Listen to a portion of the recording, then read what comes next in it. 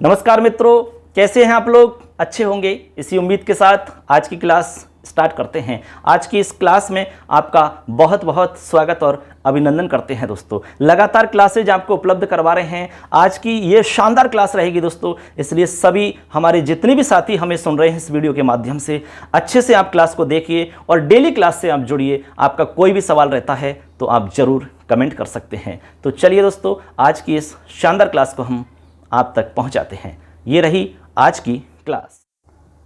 नमस्कार मित्रों, आज की क्लास में आपका बहुत बहुत स्वागत है। आज हम आपको यहाँ पर लेके आए महाकाव्य का उद्भव और विकास किस तरह से हुआ है। इसमें हम आपको पूरी डिटेल से यहाँ पर बताएंगे कौन कौन से दो मार्ग हैं महाकाव्य के, वो भी आपको हम समझेंगे। कहाँ से उत्पत्ति या उद्भव माना जाता है महाकाव्य का, पूरी एक प्रोसेस आपको हम बताएंगे। तो चलिए मित्रों, आज की वीडियो शुरू करते हैं। तो चैनल को सब्सक्राइब कर लेना और बेल आइकन को प्रेस कर देना। और हमारे मोबाइल एप्लीकेशन के थ्रू आप यदि क्लास लेना चाहते हैं, कोर्स लेना चाहते हैं, बहुत ही कम कीमत पे हम आपको सेकंड ग्रेड का कोर्स दे रहे हैं 1151 रुपये में, और रीड का कोर्स दे रहे हैं 599 रुपये में, और टेस्ट सीरीज भी हमारी चल रही है। आप जो भी अच्छा लगता है आपको, कोई भी कोर्स आप ज्वाइन कर सकते हैं। स्क्रीन पर हमारा मोबाइल एप्लीकेशन आपको दिख रहा है, फटाफट प्ले स्टोर से जाकर के आपको डाउनलोड करना है। तो चलिए दोस्तों, आज की क्लास शुरू करते हैं। देखिए, आज का हमारा टॉपिक रहेगा महाकाव्य का उद्भव व विकास। ठीक है, इस विषय को लेकर के हम आज चर्चा करेंगे। बहुत ही इंपॉर्टेंट टॉपिक है और सभी एग्जाम्स में यहां से सवाल पूछे जाते हैं। देखिए दोस्तों, यहां पर बात आती है कि भाई विकास यात्रा क्या रही है महाकाव्य की, या विकास स्थल कहां से माना जाता है, कैसे इसका विकास हुआ है। ये एक छोटा क्रम नहीं है, एक बहुत बड़ी एक यात्रा इसकी हम कह सकते हैं दोस्तों। किसकी? विकास यात्रा। महाकाव्य की जो विकास यात्रा है वो काफी व्यापक है। देखिए, सबसे पहले हम एक बार शॉर्ट में समझा देते हैं, उसके बाद में मैं डिटेल से आपको व्याख्या सहित बताऊंगा एक एक बात को। जो भी इसमें आपके इंपॉर्टेंट तथ्य होंगे, जो भी एग्जाम की दृष्टि से महत्वपूर्ण होगा, वो मैं सब कुछ आपको इसमें बता दूंगा। तो एक बार यहाँ पर मैंने डायग्राम बनाया है, उस डायग्राम के आधार पर हम समझते हैं कि किस तरह से महाकाव्य का धीरे धीरे विकास हुआ है। ठीक है, उद्भव की क्या स्थिति रही है, किस तरह से विकास यात्रा इसकी रही है, वो पूरी हम यहाँ पर आपको बता रहे हैं, यहाँ पर स्टेप बाय स्टेप। तो सबसे पहले यहाँ देखिए, ऋग्वेद आपको दिख रहा है। ऋग्वेद, ऋग्वेद यानी कि ये हमारा महाकाव्य का मूल आधार इसे हम मानते हैं, मूल आधार कहा जाता है, उत्पत्ति स्थल है ये। ठीक है, जैसे आपने सुना होगा कि भाई कोई भी जैसे ग्रंथ इत्यादि, महाकाव्य है, काव्य इत्यादि, कुछ भी आपने देखा होगा, पढ़ा होगा, तो उसमें आप देखोगे कि अधिकतर की उत्पत्ति जो है आप वेदों से मानते हैं, यानी कि वेद ही हमारा मूल आधार है ज्ञान का। ठीक है, ऐसा हम कह सकते हैं। इसलिए हमने लिखा है कि मूल आधार है ये हमारा, ये ऋग्वेद जो है ये मूल आधार है। ऋग्वेद, या फिर आप यूं कह सकते हैं कि जो वैदिक सूक्त हैं, उन वैदिक सूक्तों से महाकाव्य का उत्पत्ति स्थल हम कह सकते हैं, उनका मूल आधार हम कह सकते हैं। अब इसके अंदर देखिए, ऋग्वेद के अंदर बहुत सारे आपको ऐसे मतलब लक्षण दिखेंगे, जैसे कि संवाद सूक्तों में, इसके अलावा दान स्तुतियाँ इसमें हैं, आख्यान सूक्त, इसके अलावा इंद्रादि के स्तुति परक मंत्र हैं, देवता आदि का वर्णन जो हमें मिलता है। इन सभी के अंदर काव्य शास्त्रीय यहाँ पर रूप देखने को मिलता है, यानी काव्य शास्त्रीय लक्षण यहाँ पर आपको दिखाई देते हैं। ठीक है, तो इस तरह से हम कह सकते हैं कि भाई हमारा जो वेद है, और वेदों में भी ऋग्वेद, क्योंकि ऋग्वेद जो है वो सबसे पुराना वेद माना जाता है, सबसे पुराना। ठीक है, प्राचीनतम वेद आपका ऋग्वेद माना जाता है। तो ऋग्वेद से संबंधित जो तथ्य हैं वो आप समझ चुके हैं, डिटेल से मैं आगे बताऊंगा, अभी एक बार शॉर्ट में समझ लेते हैं। चलिए मित्रों, अब हम इस विकास की यात्रा को आगे बढ़ाते हैं। और आगे यहाँ देखिए लिखा है रामायण महाभारत। ठीक है, यानी कि रामायण और जो महाभारत हैं, इन दोनों को आर्ष काव्य की श्रेणी में रखा है, यानी आर्ष काव्य हम कहते हैं इनको। अब यहाँ पर सवाल ये आता है कि भाई आर्ष काव्य होता क्या है, आपके भी दिमाग में ऐसा सवाल आ रहा होगा। तो ये सवाल मैं आपके लिए छोड़ के जा रहा हूं, उससे हमें पता लगेगा कि भाई आप वास्तव में पढ़ाई कर रहे हैं या नहीं कर रहे हैं। तो ये मैं आपसे पूछना चाहता हूं कि भाई आर्ष काव्य क्या होता है, आप हमें कमेंट करके जरूर बताना। यदि आपसे नहीं आता है तब भी बताना, क्योंकि मैं तभी तो आपको बताऊंगा इसका जवाब। ठीक है, ऐसे, इसलिए मैं इसको छोड़ रहा हूं। यहाँ पर आर्ष काव्य क्या है आपको बताना है, जिससे हमें पता लगेगा कि वास्तव में आप मेहनत कर रहे हैं या नहीं कर रहे हैं। इसका समय है 500 ईसा पूर्व। तो रामायण और जो महाभारत की बात हम कर रहे हैं, तो रामायण महाभारत में भी ऐसे बहुत सारे उदाहरण आपको मिलेंगे, महाकाव्य से संबंधित, साहित्य, काव्य इत्यादि से संबंधित आपको यहाँ पर बहुत सारी सामग्री मिल जाती है। ठीक है। तो रामायण महाभारत भी हमारे महाकाव्य हैं, ठीक है। और महाभारत की बात करें तो महाभारत तो ये मानो कि इतिहास के जो महाकाव्य हैं, इतिहास से रिलेटेड ऐतिहासिक महाकाव्यों में दुनिया का सबसे बड़ा महाकाव्य माना जाता है। कौन सा? महाभारत। रामायण के बारे में आप जानते ही हैं, ये दोनों आर्ष काव्य हैं। आगे चलते हैं, जैसे कि पाताल विजयम और जाम्बती विजयम, ये पाणिनि जी के दो हमारे साहित्यिक काव्य हैं। इनका समय है 500 से 450 ईसा पूर्व, ठीक है। अब यहाँ पर पाताल विजयम और जाम्बती विजयम जो हमारे दो ग्रंथ हैं, इनमें भी हमें बहुत कुछ ऐसा मिलता है जिससे कि हमें पता चलता है कि हमारा जो उद्भव है, ठीक है, वो हमारा वेदों से ही हुआ है और धीरे धीरे इसकी परंपरा को आगे बढ़ाया गया है। कैसे, मैं आपको डिटेल से और बताऊंगा। एक बार थोड़ा सा यहाँ पर देख लेते हैं। एक बात मैं आपको और बता देता हूँ कि जो पाताल विजयम और जाम्बती विजयम जो हमारे दो ग्रंथ हैं, हालांकि ये वर्तमान में उपलब्ध नहीं हैं, ठीक है। इनमें देखते हैं तो इनके अंदर क्या है दोस्तों, जैसे जाम्बती विजयम है हमारा ग्रंथ, इसमें व्याकरणात्मक बहुत सारी अशुद्धियां हैं, लेकिन इस ग्रंथ के अंदर साहित्यिक उत्कृष्टता मिलती है, यानी साहित्य का इसमें काफ़ी कुछ हमें मिलता है। बहुत सारी जानकारियाँ यहाँ से मिल रही हैं साहित्य से रिलेटेड, ठीक है।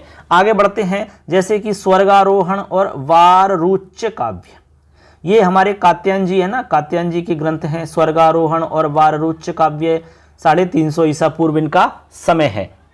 तो यहाँ पर हम यूं कह सकते हैं कि दोस्तों यहाँ पर स्वर्गारोहण और वाररुच्य जो काव्य है, यहाँ से भी हमें इनकी जानकारी प्राप्त होती है। दोस्तों महाभाष्य के अंदर भी काव्य साहित्य की बहुमूल्य संपदा का उल्लेख किया गया है, तो यहाँ भी साहित्य का उल्लेख मिलता है। यानी स्वर्गारोहण और वाररुच्य काव्य जो है, इनमें भी हमारे साहित्य का हमें यहाँ पर कुछ रूप मिलता है, साहित्य का उल्लेख यहाँ पर प्राप्त होता है। आगे देखिए दोस्तों, आगे हमारा है महानंद काव्य। महानंद काव्य पतंजलि जी का है, 150 ईसा पूर्व इसका समय है। तो महानंद काव्य में भी साहित्य के लक्षण प्रतीत होते हैं, साहित्य के आपको यहाँ लक्षण दिखाई देते हैं, यानी साहित्य का उल्लेख यहाँ मिलता है। इसके बाद में यह परंपरा आगे बढ़ती हुई कालिदास जी तक पहुँच रही है, यानी कालिदास जी जो हैं वो प्रौढ़ और मनोहारिणी शैली के प्रवर्तक माने जाते हैं। क्या माने जाते हैं? प्रौढ़ मनोहारिणी शैली के प्रवर्तक मानते हैं कालिदास जी को। अब धीरे धीरे ये परंपरा उत्कृष्ट रूप में पहुंच जाएगी। धीरे धीरे ऋग्वेद काल से चालू हो रही है, ऋग्वेद हमारा मूलाधार है। धीरे धीरे धीरे धीरे ये परंपरा कालिदास जी तक पहुंची, ठीक है। आपको पता है कि कालिदास जी के बाद में बहुत सारे और भी कवि हुए हैं। तो यहाँ पर जैसे अश्वघोष जी हैं, इसके बाद में माघ कवि हुए हैं, इसके बाद में श्रीहर्ष जी हुए हैं, ठीक है। ये हमने एक परंपरा बताई है आपको, विकास यात्रा आपको समझाई है। इस तरह से मित्रों यहाँ पर आपने जाना कि ऋग्वेद से लेकर के श्रीहर्ष तक की क्या हमारी विकास यात्रा रही है, किस तरह से विकास यात्रा आगे बढ़ी है। अब इसमें मैं आपको डिटेल से समझाता हूँ। अब चलिए दोस्तों, इसी टॉपिक को हम अब डिटेल से आपके साथ में पेश करते हैं। इसमें जो भी है उस मैटर को मैं व्याख्या सहित आपको समझाता हूँ, जहाँ से प्रश्न आपका बन सकता है। हर लाइन आपके लिए इंपॉर्टेंट रहेगी। तो सबसे पहले आप देखेंगे यहाँ पर इंपॉर्टेंट है वेद से रिलेटेड, कि भारतीय परंपरा जो है ना, वेद को ही प्रत्येक शास्त्र, काव्य इत्यादि का उत्पत्ति स्थल स्वीकार करती है। चाहे कोई भी शास्त्र हो सकता है, कोई भी काव्य हो सकता है, उसका जो मूल आधार है, उसका जो मूल उत्पत्ति स्थल है, वो वेद को ही स्वीकार करती है। कौन? भारतीय परंपरा। वैदिक ऋषि की सर्वाधिक मनोहर कल्पनाएं, जो वैदिक ऋषि हुए हैं हमारे, उनकी सर्वाधिक मनोहर कल्पनाएं, मनोहर का मतलब आप जानते होंगे, मन को हरण करने वाली, मन को अच्छी लगने वाली, जैसी काल्पनिक जो हमारी कथाएं हैं, काल्पनिक जो रचनाएं हैं, वो ऋग्वेद के उषस सूक्तों में समस्त काव्यात्मक उन्मेष के साथ में प्रस्फुटित हुई हैं, ऐसा यहाँ पर बताया जा रहा है। वेद स्तुति के अतिरिक्त नाराशंसियों में भी काव्य स्वरूप झलकता है। मित्रों, इसके अलावा जो देव स्तुति है हमारी, देव स्तुतियों के अतिरिक्त नाराशंसियों में भी काव्य स्वरूप झलकता है। नाराशंसी, अब देखो एक शब्द आया है नाराशंसी, नाराशंसी, ठीक है। इसको नाराशंसी भी कहीं लिखा हुआ मिल सकता है और नाराशंसी भी इसका लिखा हुआ आपको रूप मिल सकता है। अब यहां प्रश्न आता है कि भाई नाराशंसी होता क्या है, नाराशंसी क्या होता है? ये हमने कहा कि देव स्तुति के अतिरिक्त, यानी देव स्तुति तो हम जानते ही हैं, देवताओं की स्तुति करना, लेकिन इनके अतिरिक्त जो नराशंसी हैं उनमें भी काव्य स्वरूप झलकता है, उनमें भी काव्य स्वरूप हमें मिलता है। तो चलिए मैं ही बता देता हूं आपको नराशंसी क्या है। नराशंसी क्या है, ठीक है। इसके लिए आपको ध्यान रखना है कि उदार या दानी राजाओं की प्रशंसा में, उदार दानी राजाओं की प्रशंसा में नितांत अतिशयोक्तिपूर्ण जो प्रशस्तियां होती हैं उनको नराशंसी कहते हैं। नराशंसी आप ऐसे समझिए कि उदार दानी राजाओं की प्रशंसा में जो बहुत ज्यादा अतिशयोक्तिपूर्ण प्रशस्तियां लिखी जाती हैं, उनकी बहुत ज्यादा अतिशयोक्तिपूर्ण, बहुत ज्यादा बड़ा चढ़ा करके जो उनके लिए कुछ कहा जाता है, लिखा जाता है ना, उनकी जो प्रशस्तियां लिखी जाती हैं उनको बोलते हैं नराशंसी। इन नराशंसियों के अंदर भी काव्य स्वरूप झलकता है, ऐसा यहां पर कहा जा रहा है। तो वेद के अंदर भी तो है ये सब, ऋग्वेद में भी तो आपको मिल जाएंगी ये सब नराशंसी ऐसे, ठीक है। आगे बढ़ते हैं। इसके बाद में दोस्तों आगे आपको ध्यान रखना है कि संस्कृत महाकाव्य धारा का मूल उद्गम स्थल आदि काव्य रामायण ही है। आदि काव्य रामायण को माना जाता है, जिसमें महाकाव्य की सभी प्रवृत्तियों का सम्यक रूप से दर्शन हो जाता है। बात समझे कि नहीं? संस्कृत महाकाव्य की हम बात कर रहे हैं, तो संस्कृत महाकाव्य जो धारा है उसका मूल उद्गम स्थल आदि काव्य रामायण ही है, जिसमें महाकाव्य की सभी प्रवृत्तियों का सम्यक दर्शन हमें हो जाता है।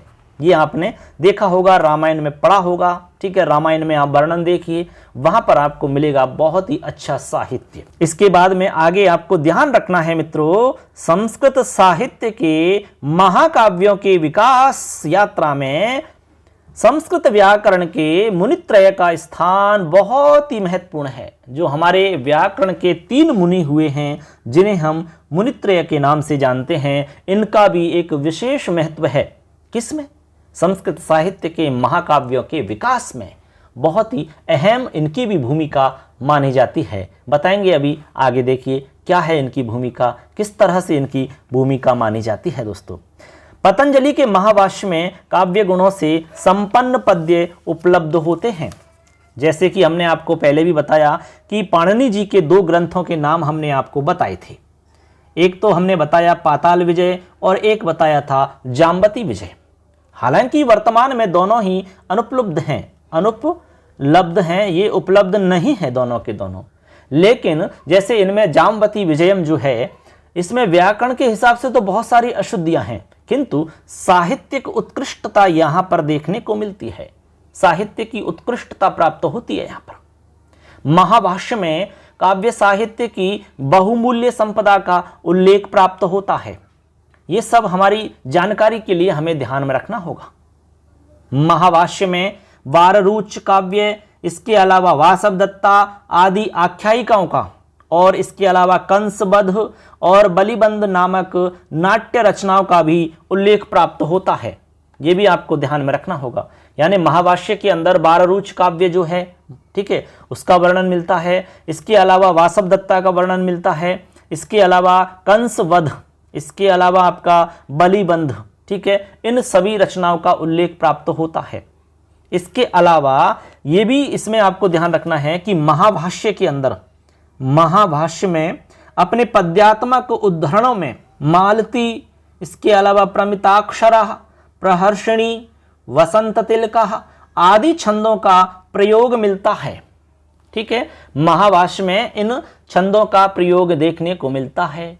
मालती छंद है, प्रमिताक्षरा छंद है, प्रहर्षिणी छंद है, वसंत तिलका छंद है, आदि छंदों का प्रयोग हमें महाभाष्य के पद्यात्मक जो उदाहरण दिए गए हैं वहां पर हमें मिलता है। तो इससे क्या अंदाजा लगता है आपको? इससे अंदाजा लगता है कि भाई महाभाष्य के अंदर भी साहित्य की बहुमूल्य संपदा का उल्लेख है। ऐसे महाभाष्य में महाकाव्य के कुछ लक्षण देखने को मिलते हैं। तभी तो हमने आपसे कहा था अभी कि जो हमारे व्याकरण के त्रिमुनि हुए हैं उनका भी इसमें एक अहम रोल है। आगे देखिए, आगे आपको ध्यान रखना है कि इन सभी प्रमाणों के आधार पर, जो भी हमने आपको अब तक जितने भी प्रमाण बताए हैं, जो भी उदाहरणों के द्वारा हमने आपको समझाया है, इन सभी प्रमाणों के आधार पर महाकाव्य का उदय ईस्वी पूर्व की 8वीं शती में ही पाणिनि के द्वारा हो चुका था। इसका मतलब यही हुआ, इन सभी प्रमाणों के आधार पर यह स्पष्ट हो जाता है कि महाकाव्य का उदय ईस्वी पूर्व की अष्टम शती में ही पाणिनि के द्वारा हो चुका था।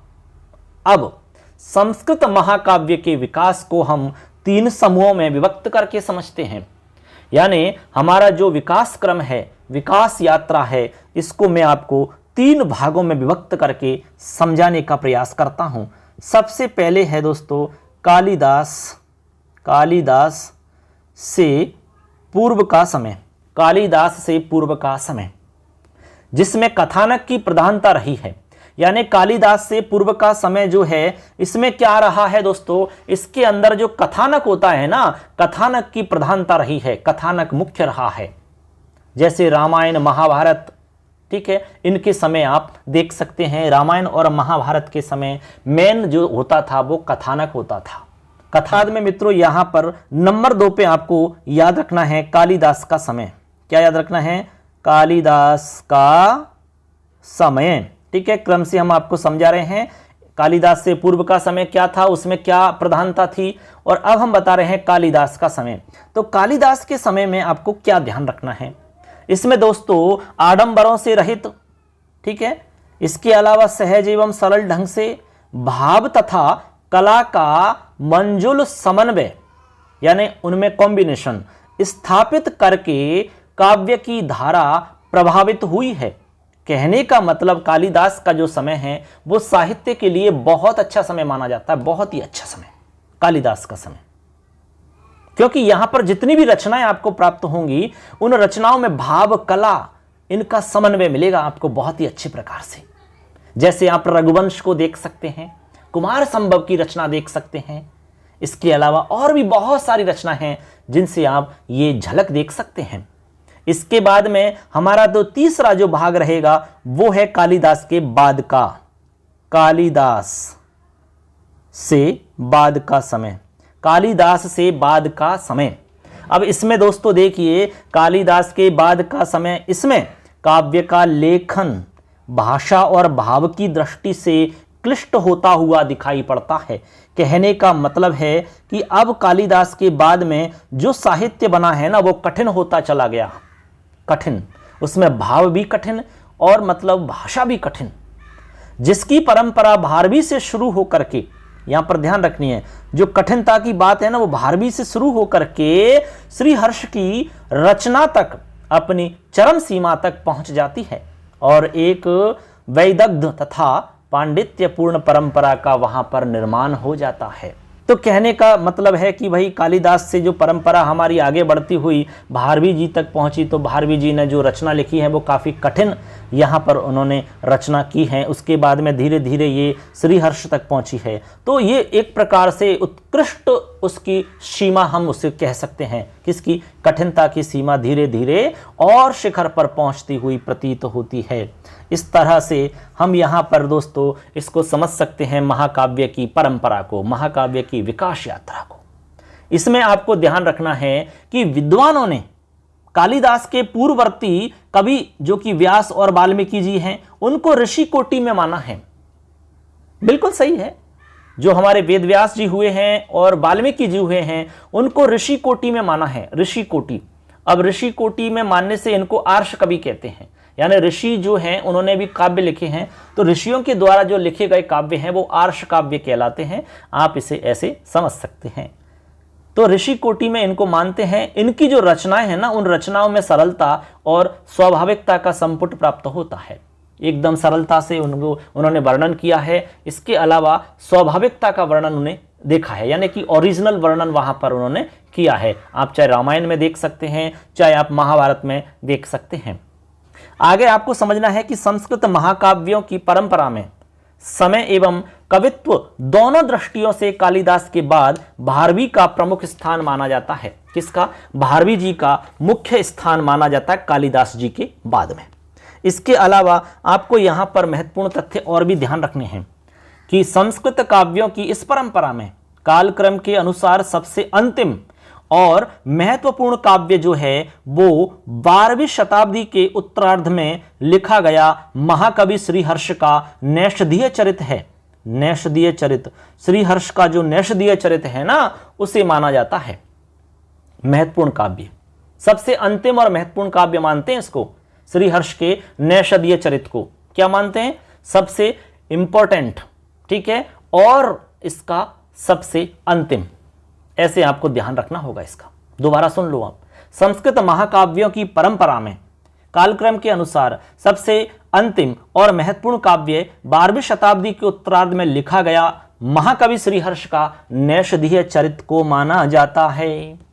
इस प्रकार से महाकाव्य के विकास पर दृष्टिपात करने से यह स्पष्ट प्रतीत होता है कि आरंभिक युग में नैसर्गिकता का ही काव्य में मूल्य था, ओरिजिनल, ठीक है, स्वाभाविकता का उसमें मूल्य था। उसी को गुण व आदर की दृष्टि से देखा और समझा जाता था। कवियों ने अपने काव्यों में अक्षराडंबर तथा अलंकार विन्यास की ओर दृष्टिपात किया और उन्हें ही काव्य का जीवन मानने लगे। इस तरह से मित्रों धीरे धीरे हमारी जो महाकाव्य की एक लंबी परंपरा थी वो चलती रही। तो इस तरह से दोस्तों हमने यहाँ पर बहुत ही आसान तरीका से यह टॉपिक समझाने का प्रयास किया है। ये हमारी महाकाव्य की विकास यात्रा थी दोस्तों, जो कि ऋग्वेद से लेकर के और श्रीहर्ष तक की हमने यात्रा आपको सुनाई। ठीक है, एक अच्छे प्रकार से बताने का प्रयास किया है हमने। ये हमने डायग्राम के द्वारा समझाया है, ये भी आप समझ सकते हैं। इसके अलावा हमने जो व्याख्या सहित आपको बताई है वो भी तथ्य आपको ध्यान में रखने हैं। सभी एग्जाम्स के लिए ये इंपॉर्टेंट हैं दोस्तों। अब चलते हैं आगे। अभी हमारा इसमें एक टॉपिक और बच रहा है, उसके बाद में आज का हमारा ये वीडियो पूरा हो जाएगा। तो चलिए आगे समझते हैं। चलिए मित्रों, अब क्लास को हम आगे बढ़ा रहे हैं और आपको हम बता रहे हैं कि महाकाव्य के दो मार्ग किस तरह से हो जाते हैं, दो मार्ग कौन कौन से हैं। दोनों मार्गों को हम यहाँ पर समझेंगे। महाकाव्य क्या है वो तो आप अच्छे से समझ चुके हैं। अब समझते हैं कि महाकाव्य के दो मार्ग कौन कौन से हैं। चलिए देखिए, लिखा है संस्कृत महाकाव्यों का दो अलग अलग मार्गों से विकास हुआ है। अभी हमने आपसे बताया कि महाकाव्य का किस तरह से उद्भव और विकास हुआ है। तो यहां पर समझाया जा रहा है कि इसका जो विकास हुआ है ना, उसको हमने दो जगह बांट दिया, यानी दो रास्तों में बांट दिया। एक रास्ता इधर जा रहा है, एक रास्ता इधर जा रहा है। अब दोनों रास्तों को हम समझेंगे ना भाई कि इधर वाला रास्ता क्या है, इधर वाला रास्ता क्या है। अब दोनों रास्तों की जानकारी तो होनी चाहिए, चाहे आपको जाना नहीं है लेकिन रास्ते की जानकारी तो होनी चाहिए ना आपको। ऐसे तो दोनों रास्ताओं को जानेंगे। पहला रास्ता है इसमें सुकुमार मार्ग, एक रास्ता। दूसरा है विचित्र मार्ग। अब देखो नाम से भी पता चल रहा होगा, सुकुमार मार्ग अच्छा रास्ता है, ये सरल रास्ता है, अच्छा लगने वाला, सबको पसंद आने वाला। और विचित्र मार्ग जो है वो विचित्र है, तो जो कि उसमें कुछ अलग बातें होंगी, जो कि हम इसे कठिन भी कह सकते हैं। उतार चढ़ाव आपको ज्यादा रहेंगे यहाँ पर, ठीक है, ऐसे जो कि सभी के लिए मतलब अच्छा नहीं लगेगा, ऐसे हम इसे कह सकते हैं। आगे लिख रहे हैं इसमें, प्रारंभिक अवस्था में सुकुमार मार्ग यानी कि सरल, इसके रूप में लेखन कार्य हुआ। यानी कि हमारा जो स्टार्टिंग में काम हुआ है वो सुकुमार मार्ग को ही लेकर के हुआ है, सुकुमार मार्ग के रूप में ही लेखन कार्य हुआ है। लेकिन कवियों के स्वभाव व युगों का अंतर होने के कारण धीरे धीरे विचित्र मार्ग का विकास हुआ। तो इस तरह से यहां पर आपने देखा कि प्रारंभिक अवस्था में तो हमारा सुकुमार मार्ग ही था, इसी में लेखन कार्य हुआ था। लेकिन धीरे धीरे आपको पता है कि समय बदलता है, स्वभाव बदलते हैं, युगों का अंतर हो जाता है, ठीक है। तो हमें अपना लेखन कार्य भी बदलना पड़ता है। आज के समय को देख करके, उस समय को देख करके उन्होंने जो कुछ भी लिखा है वो उन्होंने अपने हिसाब से लिखा होगा। समय को देख करके, उस समय की वर्तमान स्थिति को देख करके, तत्कालीन समय को देख करके, परिस्थितियों को देख करके, ठीक है, वातावरण को देख करके, सारे जो बिंदु हैं उन सब बिंदुओं को अपने दिमाग में रख करके ही तो उन्होंने रचना की होगी। तभी तो कह रहे हैं कि स्वभाव और युगों का अंतर होने के कारण धीरे धीरे ये जो सुकुमार मार्ग है ना, ये विचित्र मार्ग तक पहुंच गया। ऐसे तो इस तरह से महाकाव्य लेखन के दो मार्ग हो जाते हैं। एक मार्ग सुकुमार मार्ग, जिस मार्ग से स्टार्टिंग हुई थी। दूसरा मार्ग हमारा विचित्र मार्ग हो जाता है। धीरे धीरे हमारे जो कवि लोग हैं वो विचित्र मार्ग में पहुंच जाते हैं। तो चलिए इन दोनों में अंतर समझते हैं कि आखिर इनमें दोनों में क्या अंतर है, ये आपको समझ में आना चाहिए। प्रश्न आपका यहीं से बन सकता है कि कौन सा तथ्य आपका सुकुमार मार्ग से संबंधित है या विचित्र मार्ग से संबंधित है या संबंधित नहीं है। लिखा है दो मार्ग, एक लिखा है सुकुमार मार्ग, इधर लिखा है विचित्र मार्ग। दोनों को हमने तुलना करके बताया है। देखिए हमारा सुकुमार मार्ग जो है, सुकुमार मार्ग को हम कहते हैं रसमयी पद्धति, यानी इसमें रसमयी पद्धति आपको देखने को मिलती है। एक एक को समझ लेते हैं पहले। तो मैं सबसे पहले एक बता रहा हूं, सुकुमार मार्ग क्या है। ठीक है, रसमयी पद्धति है, रसों से युक्त आपको इसमें पद्धति देखने को मिलती है, अच्छी, आनंदित करने वाली, मन को हरने वाली, मन को प्रसन्न करने वाली इसमें पद्धति आपको मिलेगी। इसमें भाषा आपको सरल मिलेगी, जो कि हर आदमी को समझ में आ सकती है। एकदम सरल भाषा में ये रचना की जाती है इसमें। ठीक है, आगे कह रहे हैं कि प्रसाद गुण युक्त शैली होती है।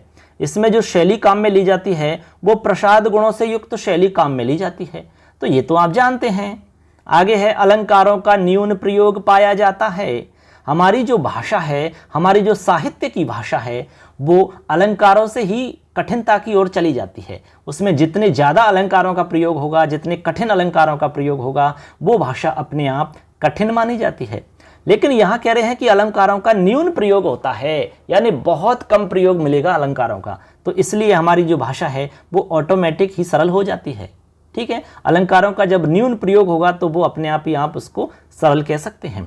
इसके अलावा जन सामान्य के आकर्षण हेतु, यानी जन सामान्य के आकर्षण के लिए इसमें वर्णन किया जाता है। ठीक है, क्योंकि इसमें सरल लिखा जाता है और सरल है तो लोगों को समझ में आएगा, तो लोग उसके प्रति आकर्षित होंगे। आगे कह रहे हैं कि अनावश्यक वर्णन व विस्तार नहीं होता। इसमें अनावश्यक वर्णन नहीं होता फालतू का। ठीक है, और इसमें कोई भी अनावश्यक विस्तार भी नहीं देते, ऐसे जबरदस्ती खींचते हैं, वो नहीं होता है। ठीक है ना, तो यहाँ पर आपको अनावश्यक वर्णन और विस्तार नहीं मिलेगा। बहुत सारे काव्यों में आपको विस्तार मिलेगा, जहां पर आपको मिलेगा कि एक अश्व या घोड़ा, इस घोड़े का वर्णन है, यानी कि घोड़ा किस तरह से रास्ते में जा रहा है, जब घोड़ा दौड़ रहा है तो मिट्टी धूल उड़ रही है, रास्ता कैसा प्रतीत हो रहा है, उस समय का वातावरण कैसा प्रतीत हो रहा है। इस बात को समझाने के लिए लगभग 20 श्लोक लिखे हैं कवियों ने। ऐसे वर्णन भी हैं हमारे काव्यों में। तो ये आपका सरल काव्य नहीं कहलाएगा, ये अनावश्यक और विस्तार देने की बात है। जब वो घोड़ा दौड़ रहा है, उसका वर्णन करना है, तो 20 श्लोक में इतना वर्णन करने की कहां आवश्यकता है, ऐसे आपको समझना है। लेकिन सुकुमार मार्ग में ऐसा नहीं है, ऐसे आपको ध्यान रखना है। इसमें वैदर्भी रीति का प्रयोग है। वैदर्भी रीति, अब रीति हमने आपको बता दी है तो आप समझ गए होंगे कि रीति क्या है, वैदर्भी रीति क्या होती है। ठीक है, आप जानते होंगे इस बात को। अब देखिए इसमें सुकुमार मार्ग के अंदर जो हमारे कवि हुए हैं, जिन्होंने अपनी रचनाएं लिखी हैं, उनमें एक तो वाल्मीकि जी का नाम आता है, कालिदास जी का नाम आता है, अश्वघोष जी का नाम आता है, वेदव्यास जी का नाम आता है, विलहन का नाम आता है। ये हमारे सारे के सारे कवि जो हैं ये सुकुमार मार्ग को अपनाने वाले हैं। इस मार्ग को लेकर इन्होंने अपनी रचनाएं लिखी हैं। यहाँ से भी प्रश्न बन सकता है कि कौन सा कवि सुकुमार मार्ग से संबंधित नहीं है या फिर है। तो ये कवि हमारे और भी हैं आपके, लेकिन हमने जो मेन हैं वो हमने आपको यहाँ पर बता दिए हैं। आपके एग्जाम की दृष्टि से इनमें से आपसे मतलब पूछ लिया जाएगा। तो ये तो हमने बताया कि सुकुमार मार्ग क्या होता है। अब इसके विपक्ष में आपको हम बता रहे हैं विचित्र मार्ग। इसके आगे विचित्र मार्ग क्या है उसको समझते हैं। चलिए देखिए, हमने आपको सुकुमार मार्ग में बताया रसमयी पद्धति, लेकिन विचित्र मार्ग में बता रहे हैं पांडित्यपूर्ण शैली होती है इसके अंदर। विचित्र मार्ग में पांडित्यपूर्ण शैली को काम में लिया जाता है, यानी इसमें अपना पूरा ज्ञान झोंक दिया जाता है, चाहे अगले को समझ में आए या ना आए।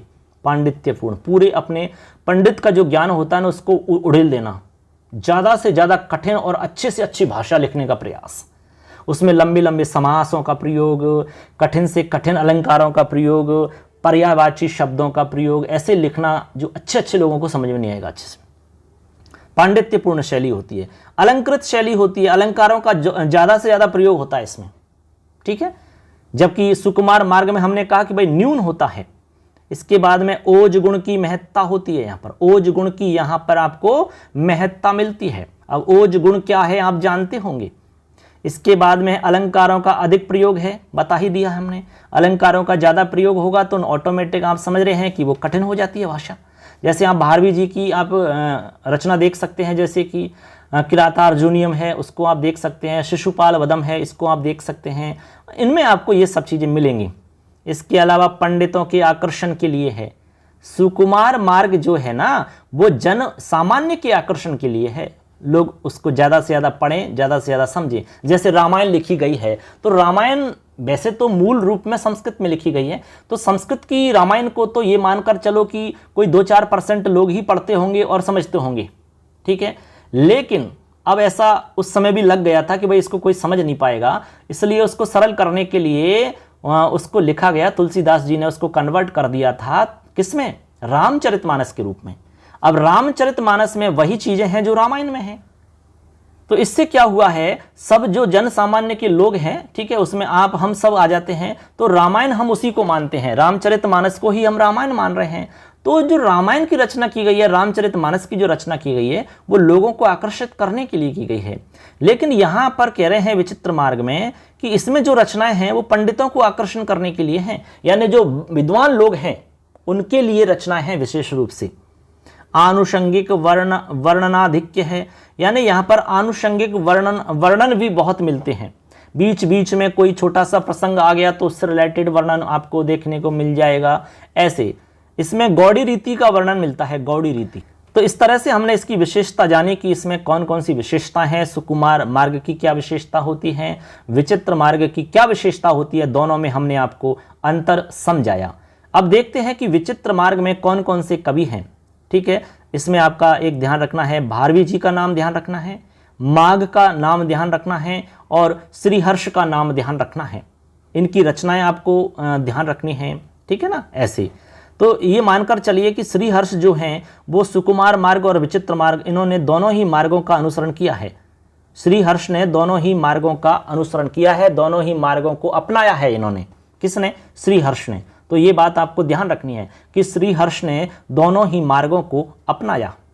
सुकुमार मार्ग के को लेकर के भी रचना की है और विचित्र मार्ग को लेकर के भी उन्होंने रचनाएं की हैं। दोनों मार्गों को उन्होंने मतलब अपनाया है। तो इस तरह से हमने जाना कि महाकाव्य के दो मार्ग कौन कौन से हैं, सुकुमार मार्ग और विचित्र मार्ग के बारे में हमने आपको डिटेल से समझाया। तो इस तरह से मित्रों यहाँ हमने आपको महाकाव्य के दो मार्गों के बारे में सरल रूप में समझाने का प्रयास किया है। इससे पहले हमने महाकाव्य का उद्भव व विकास कैसे होता है वो हमने आपको समझाया। उम्मीद करते हैं आपको ये आज का जो टॉपिक है अच्छे से समझ में आया होगा। हमारी यहाँ पर साहित्य की क्लासेज आपको लगातार मिलती रहेंगी दोस्तों, और इसके अलावा हमारा व्याकरण का टॉपिक समास चल रहा है, अव्ययीभाव समास, वो भी आपको लगातार मिलता रहेगा। तो लगातार क्लासेज से आप जुड़ते रहिए, अपने दोस्तों को जोड़िए जिससे कि ज़्यादा से ज़्यादा लोगों को फ़ायदा मिले। चैनल को सब्सक्राइब करना और वीडियो अच्छा लगता तो लाइक करना। कोई भी आपका सवाल है तो कमेंट में जाकर के आप सवाल करना दोस्तों। मिलेंगे नेक्स्ट क्लास में, तब तक के लिए जय हिंद, वंदे मातरम, जय तु संस्कृतम, जय माता दी।